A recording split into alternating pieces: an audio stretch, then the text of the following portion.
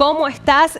Lo que está pasando en nuestro país con el mercado del trabajo, en este caso puntualmente con el desempleo. ¿Qué dice este informe? ¿Qué tal? ¿Cómo están? Buenos días. Bueno, muestra o confirma un poco los datos que ya habías tenido, sobre todo en el transcurso del primer trimestre de este año y del último trimestre del año pasado. Un nivel de desocupación dio 6,9, levemente por debajo del primer trimestre del año pasado, que había dado 7. Lo que está mostrando es que en la Argentina no tenés grandes problemas de empleo. Alguno puede decir, pero pará, tenés 7% de desocupación. De todas formas, sí es cierto, pero cuando uno promedia la desocupación de la Argentina de los últimos 30 años, el promedio te da aproximadamente 15, con lo cual el 6,9 es un dato relativamente bajo. Y además porque cuando uno analiza el mercado de trabajo, evidentemente lo tiene que hacer desde distintas dimensiones. Si lo analiza desde el mercado o de los puestos de trabajo, lo que confirma el dato de desocupación del otro día y previamente los datos que publica el Ministerio de Trabajo de manera mensual, es que vos seguís generando empleo en un contexto donde, bueno, tenés tensiones cambiarias, donde tenés pocos dólares, donde la actividad en términos generales se ve afectada por la caída sobre todo de la actividad agropecuaria y sin embargo sostenés y diría incrementás los puestos de trabajo. Diría que la otra dimensión de análisis es, bueno, lo que no estás resolviendo es la cuestión del salario en términos reales, porque tenés niveles de inflación altos. Acá también podríamos poner dos bibliotecas. Hay aquellos que dicen, bueno, mirá, con niveles de inflación altos el salario se mantiene, es decir, cuando las paritarias o la discusión salarial se da, se mantienen los niveles salariales similares a los de una inflación alta. En cambio, también otra parte de la biblioteca puede decir, bueno, pero no le estás logrando ganar. Es muy difícil ganarle a una inflación de estos niveles y no has logrado recuperar nada de lo perdido en la etapa previa, lo cual es cierto. Entonces, los dos análisis, diría, son válidos, ¿no? Hernán, ¿cuánto en los libros se tarda en recuperar ese salario? ¿Qué es lo que a la mayoría de la gente le preocupa? ¿Cuánto tiempo voy a tardar en recuperar mi poder adquisitivo? Mira, en la Argentina ha pasado en épocas recientes que has perdido poder adquisitivo. Entre 2016 y 2019 perdiste 20 puntos, con lo cual yo sugiero, porque quizás en otros países de mayor estabilidad en términos salariales o inflacionarias, para ser más preciso, uno podría decir, bueno, cada 3 puntos de actividad creces 1 de empleo, o podría buscarle la actividad también del salario. Bueno, en la Argentina diría que es un poco más volátil. En ese contexto, y para no eludir la pregunta, en realidad, si uno lograse una curva descendente de la inflación, tendrías una recuperación, te voy a decir rápida, pero relativamente acelerada del salario, en el sentido de que hoy las paritarias se están negociando en niveles similares a la inflación, supongamos 114, algunas 120, incluso algunas por encima de eso, pero están mirando para adelante. Es decir, si yo logro que la curva descienda y en lugar de 114, el próximo mes de 110 y después de 105, la misma negociación paritaria que ya está cerrada le ganaría la inflación. Es decir, no necesito ni siquiera volver a discutir la nominalidad, esto estoy diciendo, sino que la nominalidad ya discutida me permitiría recuperar poder adquisitivo. Claro. Está claro eso, Hernán. Pensaba también qué pasa con el empleo no registrado, ¿no? Que es un punto de conflicto dentro del mercado laboral argentino, tradicionalmente ha sido de este modo. El salario no registrado de los trabajadores no registrados está un poco peor que el resto. Es decir, cuando uno, yo recién mencionaba, hoy estás en niveles salariales similares a finales del 19. Pero si lo empiezo a analizar hacia adentro, veo que el salario registrado está entre 1 y 2 puntos por encima del 19 y el no registrado está entre 3 y 4 por debajo del 19. Es decir, no perdió de manera cuantiosa, pero sí perdió poder adquisitivo. Claro, no tiene paritaria. Y en todo caso el salario mínimo vital y móvil ayuda un poco, las negociaciones paritarias, que en general son relativamente exitosas, ayudan un poco, pero en niveles de inflación del 8% es difícil que el trabajador no registrado logre ganar. Hay que poner un asterisco ahí, que no es menor, que es cuánto trabajo tiene el trabajador no registrado, que esto es bastante difícil de medir. Bueno, el INDEC lo hace, pero es bastante difícil de medir, porque con niveles de actividad como los actuales, tal vez las posibilidades de trabajar son mayores que si vos tenés planchado el nivel de actividad.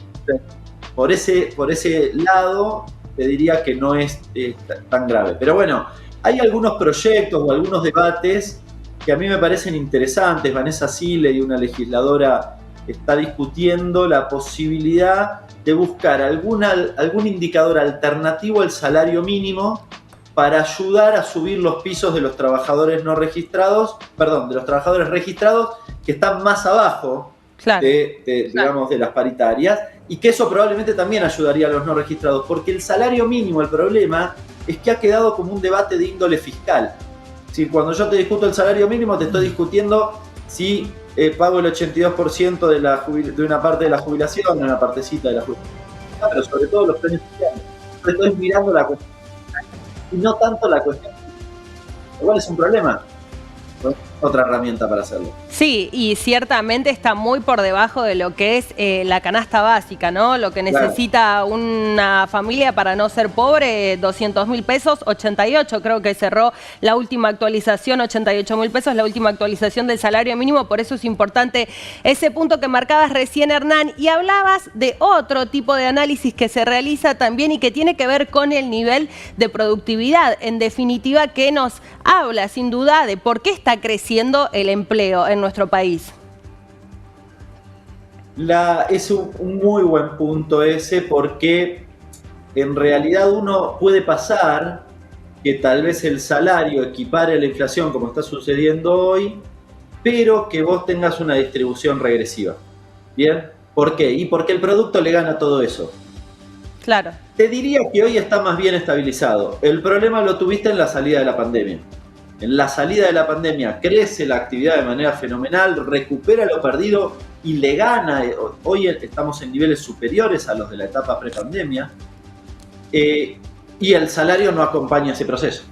Bien, entonces, nuestros cálculos desde CEPA dan que entre el 75 y el 80% de la recuperación post-pandemia quedó en manos del capital. Y esto desmejoró la distribución del ingreso, lo cual es un problema para la propia economía, incluso no solo para los trabajadores y sus salarios, naturalmente, sino para la propia economía, porque lo que sostiene el nivel de actividad es el consumo. De hecho, acaban de salir los datos del primer trimestre de este año y muestran que el PBI no cayó porque el consumo es el que lo sostuvo. No fue la inversión, el gasto público acompañó un poquitito, las expo cayeron. Es decir, lo que sostuvo para que vos hoy tengas niveles de actividad similares a los de mediados del año pasado y no estés para abajo, fue el consumo. Que, por cierto, es un dato interesante. Si ustedes me preguntaban a principio de año, con los efectos de la sequía que recién hablábamos con Mariano y demás, yo casi que les daba por descontado que a esta altura del partido ibas a tener la industria en caída y la actividad en caída. Ninguna de las dos cosas pasó. El sector industrial creció de los últimos 2 meses y está en niveles máximos en la historia de nuestro país. Hernán, de alguna manera da mucha bronca e impotencia que la sequía te haya sacado un año que era un año de crecimiento para la Argentina y de tener una economía un poco más tranquila de lo que tenés hoy respecto a lo que tiene que ver con el tipo de cambio, que es lo que mucha gente plantea. Yo no tengo un dólar, no tengo posibilidad de comprarlo y sin embargo, por la suba de la divisa norteamericana, todo se distorsiona a mi alrededor. ¿Cómo se puede desanclar los precios al dólar? ¿Hay alguna posibilidad?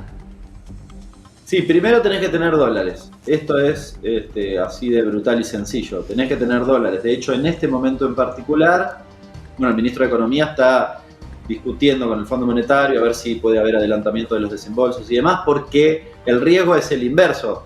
No solo que intentes desanclarlo, sino que, algunos están muy interesados, francamente interesados, en que haya una devaluación significativa, correrte con los dólares que no tenés y generar el proceso inverso. Entonces, en esta etapa, aunque sea coyunturalmente por el efecto estrictamente de la sequía, lo que necesitas es dólares para que no pase ese proceso y que ese desanclaje sea la inversa, peor, no sea desanclaje y genere un deterioro del salario. Ahora, en el mediano plazo, esto yo también quiero decirlo, porque a veces uno escucha algunas voces por ahí que dicen, no, resolvemos la inflación o resolvemos el valor de la moneda en 2 minutos, y todas las propuestas que hacen, la verdad que son francamente falsas. La dolarización pulverizaría el salario, si después, no sé, vemos, quizás después empieza a crecer, pero la primera parte es una pulverización absoluta del salario, con lo cual partirías de un lugar absolutamente desmejorado en términos salariales. Ahora, lo que en el mediano plazo creo que hay que hacer, tenés que administrar los dólares que tenés hasta tanto tengas dólares. ¿Y cuándo vas a tener dólares? Bueno, el año próximo probablemente sea un año mucho más holgado respecto de porque todo indica que no solo no vas a tener sequía, sino que vas a tener una muy buena cosecha. Piensen que hoy estás planificando, sembrando para la cosecha próxima, con lo cual el año próximo da la impresión que va a andar muy bien. Vas a tener el gasoducto, que probablemente te signifique unos 4.000 millones de dólares adicionales, y en ese recorrido, no les digo en el 2024, pero en los próximos 4, 5, 8 años, la Argentina puede tener exportación de energía, puede haber avanzado con el offshore, el gasoducto te puede resolver la exportación del gas y el petróleo de Vaca Muerta, y quizás si haces las cosas bien con litio también, vas a tener dólares. Teniendo dólares, la discusión es absolutamente distinta y la matriz económica podría ser distinta, digo podría, potencial, pero podría ser distinta en nuestro país, y ahí podés discutir además que el salario o la dinámica de la economía, incluyendo el salario, no esté todo el tiempo tensionada por la cuestión cambiaria. Muchas veces se plantea el tema de la cuota con el Fondo Monetario si no puede estar atada a estos factores, ¿no? A cuál es mi exportación, cuáles son los productos que yo puedo vender, porque pagar en un momento donde no tengo los ingresos, lo que nos está pasando hoy, condiciona y mucho al país. Nunca se va a poder plantearle al Fondo Monetario te quiero pagar siempre y cuando pueda crecer en estos rubros y tenga un porcentaje anclado de cuáles son mis exportaciones o cuáles son mis negocios en lo que yo produzco, gas, agro y petróleo? Yo lo vengo diciendo desde hace rato, el gobierno próximo, sea el color que sea, va a tener que renegociar con el Fondo Monetario Internacional indefectiblemente. Es un acuerdo que la Argentina no puede cumplir. Lo dije en el momento que se firmó. Porque era evidente que la Argentina no tiene posibilidades de generar el excedente, sobre todo de dólares, para atender los pagos del fondo. Y también el ahorro, pero digo, sobre todo los dólares. Porque los necesita para esto otro que hablábamos recién. Con lo cual, el próximo gobierno tiene que negociar. ¿Qué condiciones o bajo qué condiciones va a negociar? Me parece que es el tema central de los próximos debates económicos que tiene la Argentina por delante. Y el fondo es el fondo, va a venir y te va a pedir todo. Claro. Te va a pedir vaca muerta. Entonces, yo creo que la Argentina tiene que tener en esto, que hubiese que rotular, la negociación con el fondo. La Argentina tiene que tener una posición claramente soberana. Y la posición claramente soberana implica pagar con los dólares que nuestra economía genera, es decir, con el saldo de la balanza comercial o estar atado al saldo de la balanza comercial. Si no hacemos eso, no tiene sentido. Segundo, que los plazos sean plazos que la Argentina pueda cumplir con los pagos. Si no, es como el sistema americano, estás eternamente atado a las condiciones del fondo. Y yo quisiera que en algún momento la Argentina se saque de encima el fondo. Y la tercera, alguno me puede acusar de iluso, pero la realidad es que la Argentina tiene que discutir con el fondo condiciones para que el fondo no se meta a definir la política económica de nuestro país. Cuando no se metió, nos fue bien y les pagamos. Cuando se metió, terminamos mal. Sí, el punto de análisis ahí, Hernán, es qué tan interesado va a estar el fondo a acceder a eso que le quitaría realmente un poder importante, ¿no? Como decías, en relación a un montón de decisiones que se toman en la política económica y que tal vez no sabemos.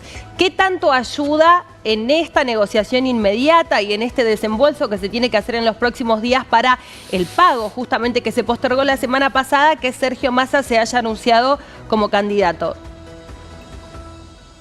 A mí me parece que, dos cuestiones. Primero, me parece que Massa ha mostrado, lo decían ustedes hace un ratito, creo que Mariano, ha mostrado o Santiago, ha mostrado que desde que asumió en un momento muy adverso, a mediados del año pasado, en plena corrida, ha logrado estabilizar la economía.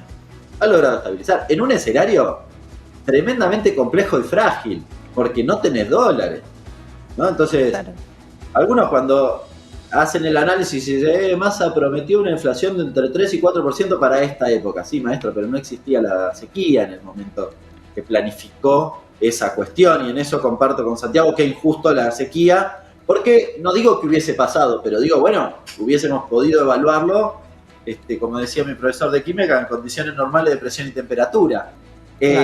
Es decir, fue un impedimento tan estructural que te impide, o sea, que modificó todo. Claro. Y en ese contexto digo, no solo para el fondo, sino para los mercados. Los mercados hoy están mostrando una buena aceptación, si se quiere, del candidato. Yo no soy muy partidario del mercado, así como una especie de entelequia, pero bueno, si quieren lo podemos analizar desde esa óptica, y no solo no lo han tomado mal, y lo digo más en clave electoral o política que económica. Miren, si uno de los grandes empresarios de nuestro país, cualquiera de los grandes empresarios oligopólicos de nuestro país, tiene que elegir entre Milei, Bullrich y Massa, no les quepa duda que elige a Massa. Bien, por lo que ha hecho y por lo que significa, con lo cual, evidentemente, el mercado, y esto si se quiere, hagámoslo extensivo al Fondo Monetario, probablemente hayan tomado para bien el propio Massa. Porque yo, de alguna forma, no es difícil que acepte la Argentina en una negociación ponga algún tipo de... Sí, bueno, pero además porque es el fondo siempre te propone lo mismo. Ahora, claro, lo que digo es, en esa negociación también, por eso digo, es una propuesta soberana. Argentina tiene que sentarse a discutir con el fondo en una posición soberana, porque eso implica que el fondo también entienda que a nosotros nos tiene que ir bien para que ellos cobren, así de sencillo, y en eso yo creo que la Argentina tiene que ser inflexible. El fondo tampoco la tiene tan sencilla, porque el crédito con la Argentina es el más importante que tiene en su cartera, Ahora, y Hernán, si junta con algún país, se le complica también, ¿no? Lo que pensaba en la historia sería, si fuera presidente Sergio Massa, el único que ha sido ministro de Economía y luego presidente, y para la sociedad saber que la economía es el punto básico de la Argentina, ¿le podría dar un plus esto a Sergio Massa, haber estado dentro del Ministerio de Economía y además ahora poder ser el presidente de la Nación? Bueno, me parece que sí, obviamente, haber estado en la gestión económica en un país como el nuestro, y en este momento en particular, si la sociedad lo vota, lo elige, es un espaldarazo muy importante también en términos políticos. Así que sí, yo creo que no solo en términos de expertise, que claro está, le significa un hándicap adicional, sino que me parece que sería un reconocimiento de la sociedad respecto de algunos debates de la vida económica de nuestro país, que no me parece menor, porque yo hace un ratito lo mencionaba, hay una tendencia a simplificar la profundidad de los problemas y por ende las soluciones de los problemas económicos. Y creo que es un error. Creo que la sociedad tiene que... Nosotros tenemos la obligación de explicar las cosas y la profundidad de los problemas con precisión, y la sociedad tendrá que decidir en base a eso. Lo que yo no creo, y no voy a hacer yo de manera individual, ni lo hago con mis compañeros de CEPA, por ejemplo, es a vender o a mostrar o a contar las cosas sencillas, o como si fueran sencillas, cosas que no son. El problema de la restricción externa, de los dólares que no tenemos y de todos los efectos que genera, que recién ustedes me lo preguntaban. Una persona que no accede al dólar dice, pero los no dólares igual me impactan a mí en el bolsillo. Claro. Sí, pasa así. En nuestra economía, porque es una economía monetaria, pasa eso. Y por eso vos cuidás los dólares para la industria, para tratar de evitar ese proceso, porque si te doy los dólares a vos o a otro que los pueda meter abajo del colchón, estamos en un problema. Si entiende eso, ganamos bastante en el debate público. Bien.